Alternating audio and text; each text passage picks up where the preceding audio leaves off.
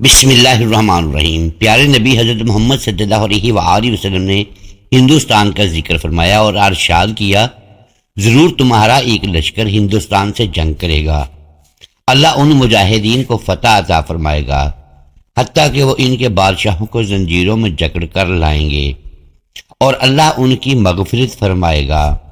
پھر جب وہ مسلمان لوٹ کر آئیں گے تو عیسیٰ ابن مریم کو شام میں پائیں گے۔ حضرت ابو ہریرہ رضی اللہ تعالی عنہ نے یہ سنا تو فرمایا، اگر میں نے وہ غزوہ پایا تو اپنا نیا اور پرانا سب مال بیچ دوں گا اور اس غزوے میں شرکت کروں گا۔ اللہ نے ہمیں فتح عطا کر دی تو میں ایک آزاد ابو ہریرہ ہوں گا جو ملک شام میں عیسیٰ ابن مریم کو پائے گا۔ پھر میں ان کو بتاؤں گا کہ میں آپ صلی اللہ علیہ وآلہ وسلم کا صحابی ہوں۔ حضور اکرم صلی اللہ علیہ وآلہ وسلم مسکرا اٹھے اور کہا، بہت مشکل، بہت مشکل۔ اس حدیث کو نعیم بن حماد نے اپنی کتاب الفتن میں روایت کیا ہے۔ حضرت ابو ہریرہ رضی اللہ تعالی عنہ روایت کرتے ہیں کہ بیت المقدس کا ایک بادشاہ ہندوستان کی جانب لشکر روانہ کرے گا، مجاہدین سرزمین ہند کو پامال کر ڈالیں گے اور خزانوں پر قبضہ کر لیں گے۔ یہ حدیث حضرت کعب رضی اللہ تعالی عنہ نے بھی روایت کی ہے۔ سنن نسانی حدیث 3177 میں فرمایا کہ میری امت کے دو گروہ جہنم سے آزاد کر دیے گئے، پہلا وہ جو غزوہ ہند لڑے گا اور دوسرا وہ جو عیسیٰ ابن مریم کا ساتھ دے گا۔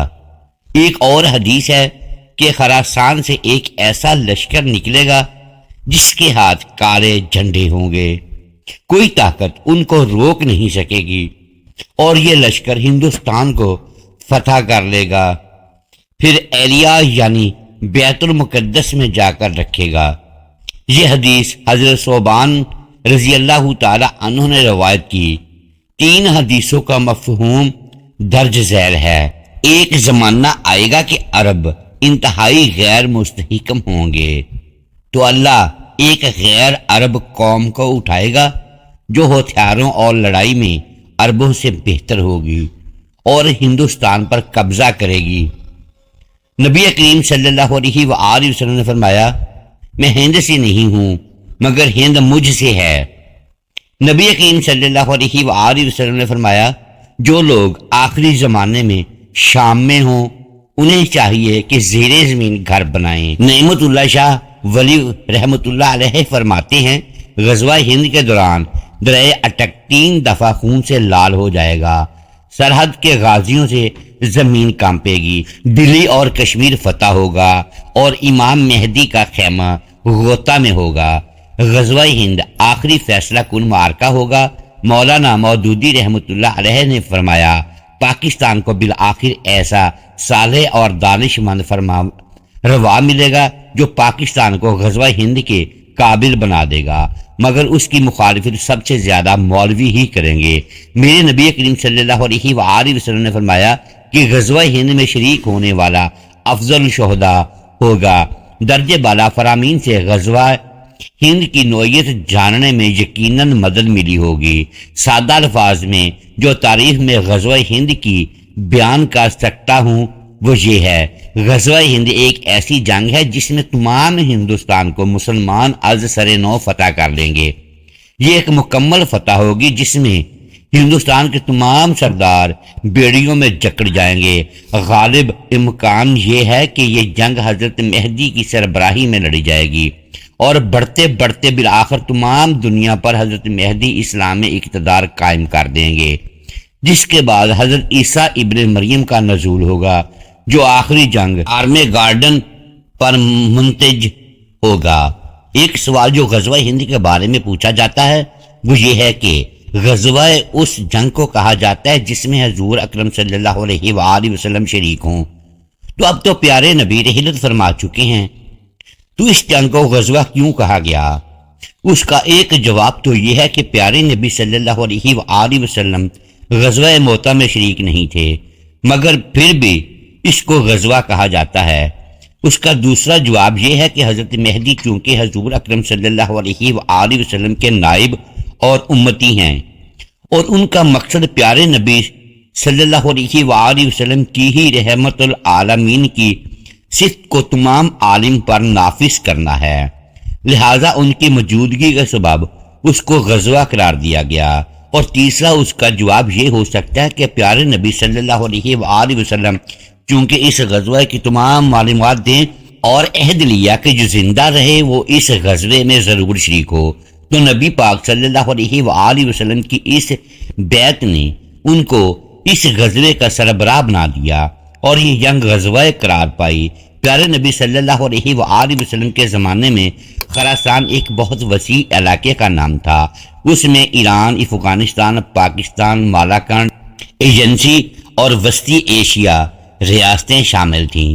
جب میرے نبی صلی اللہ علیہ وآلہ وسلم فرماتے ہیں کہ خراسان سے کالے جھنڈے اٹھیں گے اور غزوہ ہند جیتیں گے، تو اس میں کشمیر الملکی فوج کا مفہوم بھی ہو سکتا ہے، جیسا کہ ہم دوسری حدیث میں غیر عرب فوج کی فتح کی نوید سنتے ہیں۔ پاکستانی فوج بھی ایک غیر عرب فوج ہے جس کے ہتھیار اور کارکردگی عربوں سے بہتر ہے، لہذا جس فوج کا ذکر ہے وہ پاکستانی فوج اور اس کے ایٹمی ہتھیار بھی ہو سکتے ہیں جو بھارت فتح کرے۔ جس وقت اسرائیل وجود میں آیا تو ڈیوڈ بن گوریان نے بیان دیا کہ ہمیں کسی عرب ملک سے کوئی خطرہ نہیں، ہمیں صرف پاکستان سے خطرہ ہے، حالانکہ پاکستان اس وقت محض 1 سال پرانی نوزائیدہ مملکت تھی جو اپنا وجود بچانے کے لیے ہاتھ پاؤں مار رہی تھی۔ کافروں کو اندازہ ہے کہ پاکستان خدا کے رازوں میں سے ایک راز ہے، مگر ہمیں پاکستان کی کوئی قدر نہیں ہے۔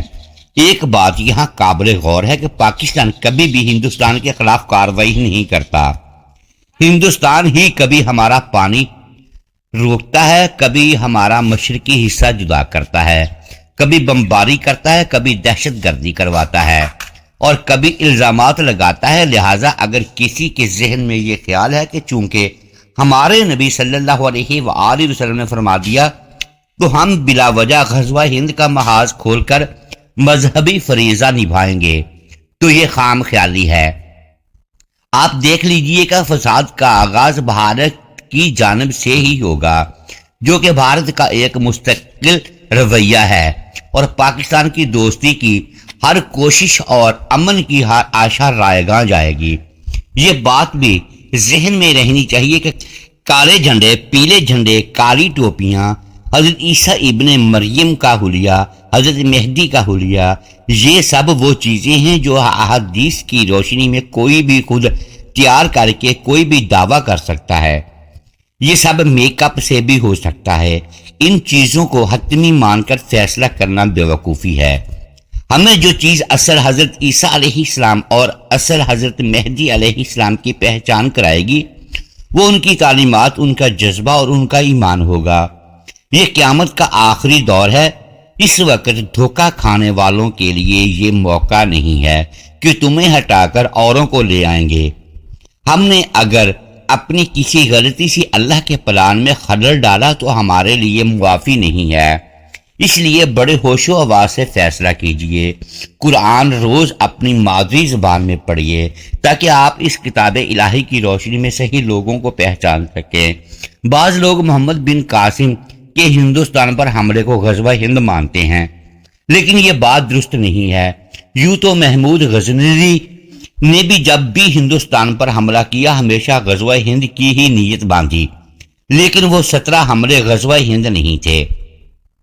در حقیقت غزوہ ہند وہ ہوگا جس کے اختتام پر تمام ہندوستان پر مکمل قبضہ ہو، اور یہ غزوہ اتنا بڑھے کہ حضرت عیسیٰ ابن مریم بھی شام میں ظاہر ہو جائیں، اور پھر مستقل فتوحات کا ایسا سلسلہ چالنے کے لیے کہ تمام دنیا اسلام کے زیر تسلط آ جائے۔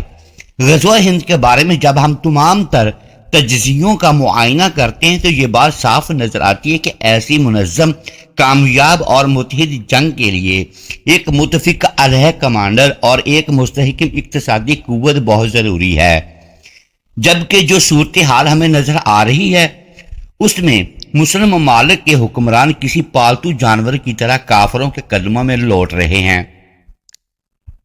نہ کوئی حمیت ہے، نہ غیرت، نہ سر اٹھانے کا حوصلہ، نہ مضبوط کمر، جبکہ ہمیں نظر آ رہا ہے کہ آخری دور شروع ہو چکا ہے۔ پھر آخر کیسے کمانڈر آئے گا، کس طرح اتحاد ہوگا اور غزوہ ہند کے وسائل کیسے فراہم ہوں گے، جبکہ حضرت مہدی اور حضرت عیسیٰ علیہ السلام کا بھی اب تک نزول نہیں ہوا۔ شام کے حوالے سے تمام حدیثیں پوری ہو چکی ہیں، پھر آخر غزوہ ہند کی فتوحات کیسے اور کب ہوگی؟ محترم ناظرین، آتی ہے میرے عرب کو ٹھنڈی ہوا، جہاں سے میرا وطن وہی ہے، میرا وطن وہی ہے۔ جب میرے نبی صلی اللہ علیہ وآلہ وسلم فرماتے ہیں کہ میں ہند سے نہیں ہوں مگر ہند مجھ سے ہے، تو ان کا اشارہ پاکستان کی طرف ہوتا ہے۔ ظاہر ہے بھارت میں رہنے والے ہندوؤں کو تو وہ بیڑیوں میں قید کرنے کا حکم فرما رہے ہیں۔ بزرگ فرما رہے ہیں کہ میرے نبی صلی اللہ علیہ وآلہ وسلم کو اللہ تعالیٰ نے قائد اعظم کے خواب میں بھیجا تھا، اور انہوں نے قائد اعظم کو حکم دیا تھا کہ لندن سے واپس ہندوستان جاؤ اور پاکستان بنانے کی کوشش کرو۔ ان کے علاوہ بھی بہت سی روحانی واقعات ہیں جو پاکستان کو وجود میں لانے کا سبب بنے اور ابھی تک پاکستان کو قائم رکھے ہوئے ہیں، جبکہ اہل پاکستان نے بربادی میں کوئی کسر نہیں چھوڑی۔ اسی تائید عزتی کو نظر میں رکھتے ہوئے امکان ہے کہ اللہ تعالیٰ ایک سپریم کمانڈر بھی پاکستان میں بھیجے گا جو تمام دنیا میں اسلام قائم کرے گا، اور غزوہ ہند کی فتوحات کو بھی اللہ کے حکم سے ممکن بنائے گا۔ سنن نسانی صفحہ نمبر 438 حدیث نمبر 3175 میں غزوہ ہند میں شہید ہونے والوں کو افضل شہداء اور بچ جانے والوں کو جہنم کی آگ سے آزاد قرار دیا گیا ہے۔ یہ بات ذہن میں رہے کہ یہ حدیث اس زمانے کی ہے جب غزوات جاری تھے، جھڑپیں بھی ہوتی رہتی تھیں، کثرت سے شہادتیں بھی سامنے کی بات تھیں، مگر میرے نبی صلی اللہ علیہ وآلہ وسلم ان جلیل القدر صحابہ رضی اللہ تعالی عنہ کو افضل الشہداء قرار نہیں دیتے، بلکہ فرماتے ہیں کہ قرب قیامت کے دور میں ہونے والے غزوہ ہند میں جو لوگ شہید ہوں گے وہ افضل شہداء ہیں۔ صرف اسی بات سے آپ غزوہ ہند کی اہمیت کا اندازہ کر لیں اور اس میں شریک ہونے والے مومنوں کے درجات کا اندازہ لگا لیں۔ لہذا جس کی زندگی میں یہ غزوہ لڑا جائے اسے اس میں ضرور شرکت کرنی چاہیے۔ محترم ناظرین، امید ہے آج کی یہ ویڈیو آپ کو پسند آئی ہوگی۔ ناظرین گرامی، ویڈیو کو لائک کیجئے، چینل کو سبسکرائب کیجئے اور بیل آئیکن پریس کر دیں تاکہ ہماری حوصلہ افزائی ہوتی رہے۔ اگلی ویڈیو تک کے لیے اجازت دیجیے گا۔ شکریہ، اللہ حافظ۔